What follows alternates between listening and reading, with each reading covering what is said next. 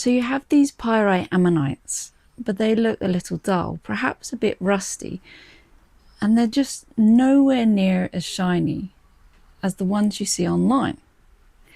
Well, today I'm going to show you exactly how I clean mine and bring that proper metallic shine, and more importantly, how I keep them looking good long term. Okay, so the first thing you want to do first is to actually wash these in water. This actually gets rid of the salt and the surface contamination that can cause problems later on. So the ones I'm working on here have already been washed, so I'm going to skip that step. But if you haven't already done so, then please make sure you wash yours first in water before moving on to the next step. If you have got access to an air abrasive, this is my preferred method. I use iron powder, and the reason for that is simple. Pyrite is an iron sulfide, so the two work really well together.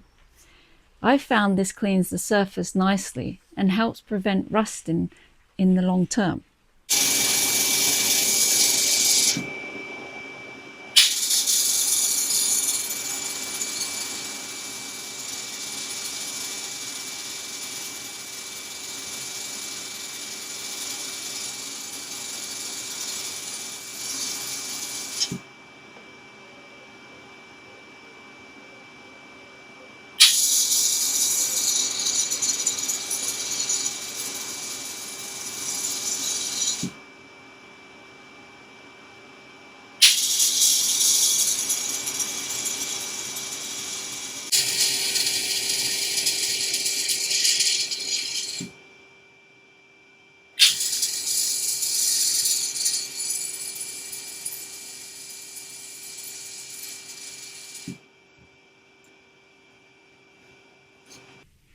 So I've just blasted these with the iron abrasive powder, and it actually gets rid of that stubborn clay that is very, very hard to remove with a toothbrush. So not only does it bring out a nice shine to them once they're washed, it also removes that nasty clay. So the next step we're going to do now is go and wash them in the water.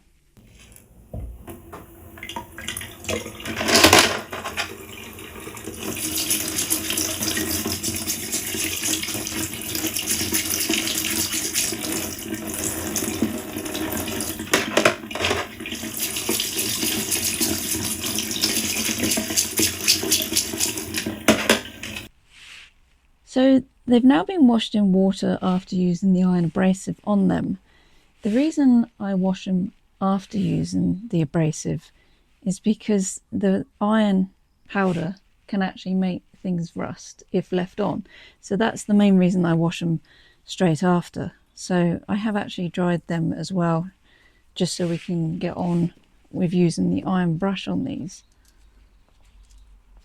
So place them down there. Now this is the type of brush I use. These are quite cheap to pick up online. Obviously it's a bit worn, but they're very, very good for the brushing process, and I highly recommend these. You can get them Amazon, anywhere like that, probably a DIY store. So yeah, so they're very good for that sort of thing.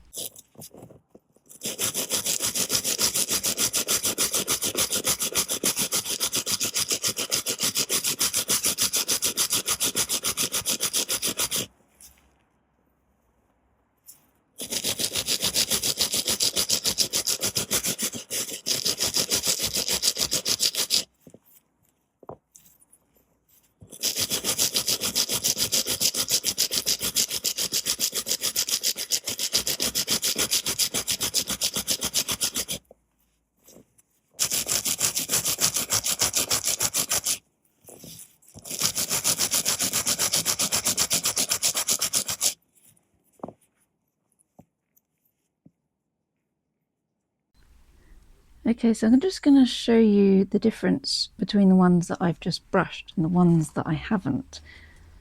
So these are the ones I've just brushed. I'll bring these two in here that are unbrushed at the moment. You can just see that difference there. So shiny.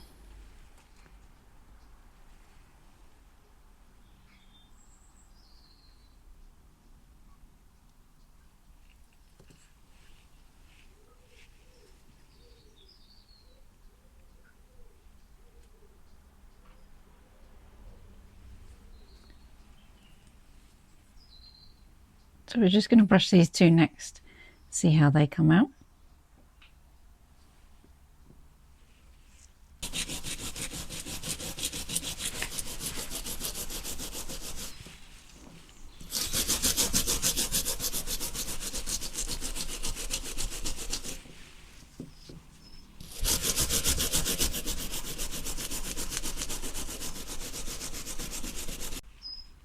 Okay, so as you can see, we have brushed these two now, and what difference? This one's obviously quite worn, so it doesn't have much pyrite left on that one, but still nice and shiny.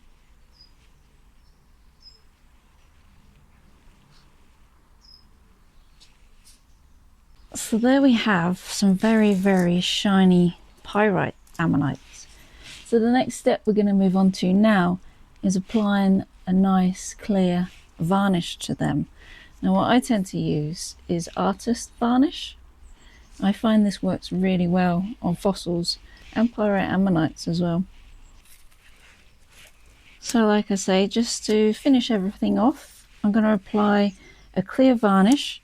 This actually helps to seal the surface and boosts the shine, and it also helps protect the ammonite from rusting or deteriorating over time.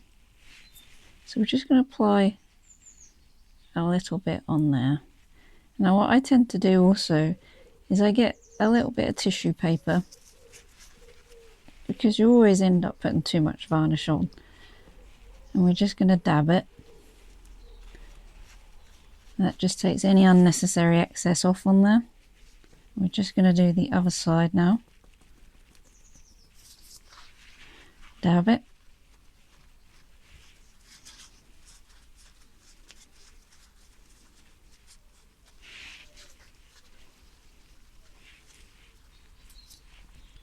Let's do one more. Now this varnish is very highly inflammable, so do keep away from any flames.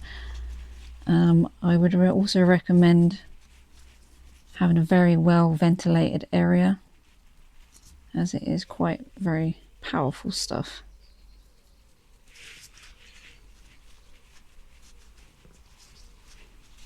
Okay.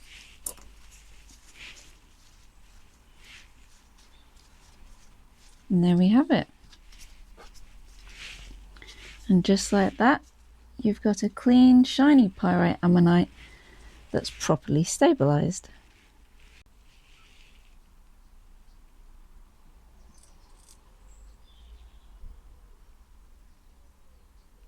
Okay, so that's all our pyrite ammonites now clean and ready for sale.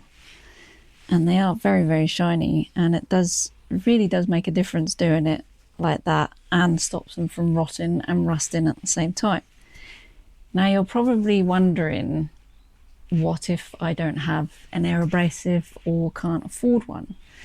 Well, don't worry, because you can actually clean these using an iron brush just in water. It does have the same effect. If you actually brush them while they're submerged, then dry them straight away. Drying quickly is important, as that stops the rust look from developing. Done properly, this method can give you results just as good. If you found this useful, give it a like and feel free to subscribe for more fossil prep and cleaning guides. If you've got any questions, drop them in the comments and I'll do my best to help. Until next time, goodbye.